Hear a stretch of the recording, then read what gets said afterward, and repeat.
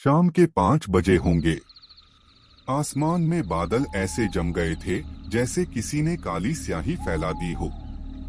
गांव बलुआ सराय में बरसात अक्सर इस तरह होती थी, बिना आवाज के, बिना चेतावनी के, बस अचानक हवा बदलती और पूरा आसमान रो देने लगता। गांव छोटा था, लेकिन उसमें फैली कहानियां बड़ी थीं। हर घर में किसी पुराने किस्से की फुसफुसाहट दबी हुई थी। टोने टोटके, काली छाया, झाड़ फूंक और बांध जैसी बातें यहीं की पहचान थीं। आरव इस गांव में 5 साल बाद वापस लौटा था। शहर में नौकरी, भीड़, रोशनी, सब कुछ उसे मिला, पर सुकून नहीं। माँ की मौत के बाद गांव की पुश्तैनी कोठी अकेली रह गई थी और पिता पहले ही उसे छोड़ चुके थे। शायद इसी अकेलेपन ने उसे लौटने पर मजबूर किया। उसने सोचा था कि गांव बदल गया होगा, पर जैसे ही उसने बस से उतरकर पहली सांस ली, उसे वही पुरानी सड़न मिली मिश्री बनी मिट्टी की गंध, वही खामोशी, वही अजीब सी ठंडक जो बरसात से ज्यादा किसी और चीज की लग रही थी। कोठी सड़क से आधा किलोमीटर अंदर थी। दोनों तरफ घने आम के पेड़, जिनकी डालें यूं झुकी थीं मानो राह रोक रही हों। चलते हुए आरव को लगा जैसे पीछे कोई कदमों की आहट चल रही है। वह 2 बार पलटा, कुछ नहीं, बस गांव का पुराना रास्ता और हवा से सरसराती पत्तियों की आवाज। कोठी पर पहुंचकर उसने गेट धकेला तो उसके पुराने लोहे ने चर्र चर्र की एक लंबी कराह भरी। भीतर अंधेरा था। उसने मोबाइल की टॉर्च जलाई तो धूल के कण ऐसे उठे मानो कोई छुपकर सांस रोके बैठा हो। दीवारों पर जाले, टूटी खिड़कियां और कोनों में पुरानी तांबे की मूर्तियां, सब कुछ उसी जगह था जहां बचपन में देखा था। बस एक फर्क था, अब इस घर में जीवन नहीं, साया रहता था। उसी रात वह अपने कमरे में सोने ही वाला था कि रसोई की तरफ बर्तनों के गिरने की तेज आवाज हुई। वह चौंक कर उठा और टॉर्च लेकर वहां पहुंचा। बर्तन फर्श पर बिखरे थे। खिड़की खुली थी, पर हवा इतनी तेज नहीं थी। तभी उसे लगा कोई उसके पीछे खड़ा है। उसका दिल धड़कनों से बाहर आने लगा। धीरे धीरे उसने टॉर्च पीछे घुमाई, पर वहां कोई नहीं था। लेकिन तभी किसी ने ठंडी सांस उसके कान के पास छोड़ी। आरव, वह बुरी तरह सिहर गया और पीछे पलटा, पर अंधेरा खाली था। मानो आवाज किसी की नहीं, खुद घर की हो। अगली सुबह गांव में उसकी मुलाकात दादी सी उम्र की औरत कुंता मौसी से हुई, जो सालों से टोटके और झाड़ फूंक करने के लिए जानी जाती थी। उसने आरव को देखते ही आंखें सिकोड़ लीं। तू वापस क्यों आया बेटा? इस घर में तो अब कोई दरवाजा खोलने वाला भी नहीं बचा, और ना ही बंद करने वाला। आरव ने मुस्कुराने की कोशिश की।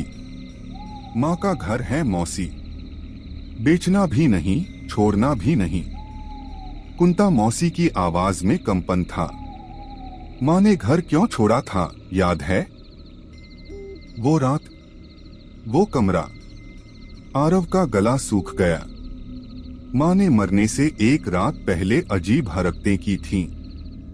वह बार बार घर के पीछे वाले कुएं पर जाती थी। रात 2 बजे तक बुदबुदाती रही। फिर सुबह उनकी लाश। वह दृश्य आरव कभी नहीं भूल पाया। उसी दिन शाम को गांव के लड़के राजू ने उसे बताया। लोग कहते हैं तेरी माँ ने आखिरी दिनों में किसी से सौदा किया था। किस तरह का सौदा? राजू ने फुसफुसाकर कहा। टोना का। इस घर में कुछ बांधा गया था, कोई चीज, कोई आत्मा, जो अब भी जागती रहती है। आरव हंस तो दिया, मगर रात होने पर उसकी हंसी के पीछे डर पनपने लगा। कमरे में लेटा तो छत से पानी की बूंद बूंद टपकने जैसी आवाज आ रही थी। उसने ऊपर देखा, छत सूखी थी। फिर दीवार पर साया हिला, जैसे किसी ने उस पर हाथ रखा हो। उसने आंखें मींच लीं, भ्रम है, थकान है। पर तभी अलमारी का दरवाजा धीरे धीरे खुद ब खुद खुला। अंदर अंधेरा नहीं बल्कि लाल धुंध जैसी रोशनी थी जो आम रोशनी नहीं लग रही थी। अलमारी के अंदर एक पुरानी काली डायरी पड़ी थी। कवर पर चमड़े की सतह उधड़ी हुई, किनारों पर सूखा हुआ चूर्ण जैसा कुछ चिपका था। आरव ने धीमे से पन्ने पलटे।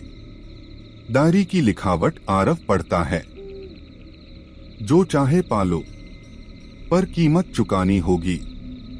आज मैंने बांध किया मेरे घर की रक्षा के लिए, उसके बदले मैंने। यहां लिखावट धुंधली थी, स्याही फैली हुई। अगले पन्ने पर अजीब आकृतियां, मानव जैसी, पर चेहरे टेढ़े, लंबे हाथ और नीचे तांत्रिक चिन्ह जो किसी मंडल जैसे लगते थे। अंतिम पंक्ति, यदि बांध टूट जाए वह लौट आएगी। आरव ने पन्ना पलटा, लेकिन उसी क्षण घर में तेज चीख गूंजी। वह उछलकर दरवाजे की तरफ भागा। आंगन में झूला खुद ब खुद झूल रहा था। बारिश नहीं, हवा नहीं, पर रस्सी ऐसे हिल रही थी जैसे कोई अदृश्य बच्ची बैठी हो। उसी समय उसके फोन पर मैसेज आया, घर से बाहर निकल जा, तुरंत। भेजने वाले का नाम माँ। आरव की सांसें अटक गईं। उसकी माँ तो मर चुकी थीं। स्क्रीन पर मैसेज चमका, कमरे में मत जाना। कौन सा कमरा? तभी उसे याद आया, माँ का कमरा सालों से बंद था और डायरी के अंतिम पन्ने पर वही कमरे का स्केच बना था। डर और जिज्ञासा ने उसके पैर खींचे। वह कमरे के दरवाजे के पास पहुंचा। ताला पुराना था, पर जैसे दरवाजा अंदर से उसे बुला रहा हो। तभी उसे फिर वही धीमी आवाज सुनाई दी, आरव। यह आवाज इस बार साफ, बेहद करीब किसी स्त्री की थी। उसने कंपकंपाते हाथों से ताला लगाया, खट। ताला टूट गया। कमरा खुलने के साथ ही तीव्र गंध आई, जैसे हल्दी, राख और किसी जले मांस की मिलीजुली बदबू। कमरे के बीच में काले कपड़े से ढका एक बड़ा मिट्टी का घड़ा रखा था। आसपास लाल काले धागों के घेरे, नींबू, मिर्च, राख और सूखे फूल, ये सब टोने टोटके जैसी सामग्री लग रही थी।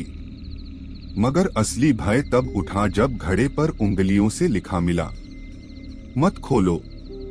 पर इंसान अक्सर वहीं खोल देता है जो उसे मना किया जाए।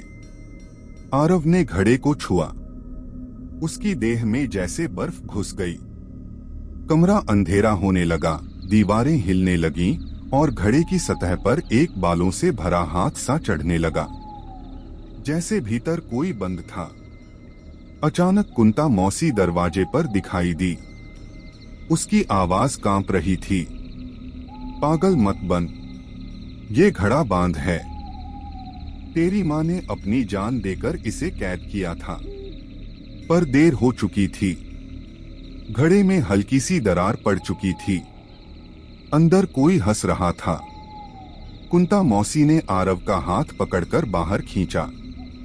घड़ा टूट गया तो वो जाग जाएगी, और जिसने उसे जगाया वो कभी बच नहीं पाएगा।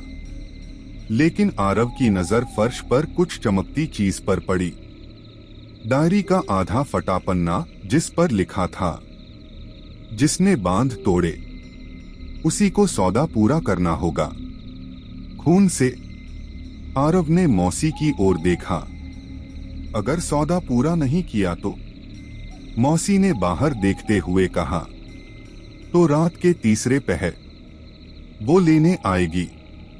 कौन? इस प्रश्न का जवाब मौसी ने नहीं दिया, पर अचानक दूर से घंटियों की आवाज आने लगी। गांव के कुत्ते एक ही दिशा में भौंकने लगे, उस कुएं की तरफ जहां उसकी मां आखिरी रात गई थी। आसमान और काला हुआ, पेड़ स्थिर हो गए, हवा थम गई, और मौसी धीरे से बोली, आज की रात आरव तू अकेला नहीं सोएगा, उसके साथ सोएगा। उस आवाज में डर नहीं, निश्चितता थी, जैसे यह सब पहले से तय हो। अगर आपको कहानी पसंद आए हो तो चैनल को लाइक एंड सब्सक्राइब करें।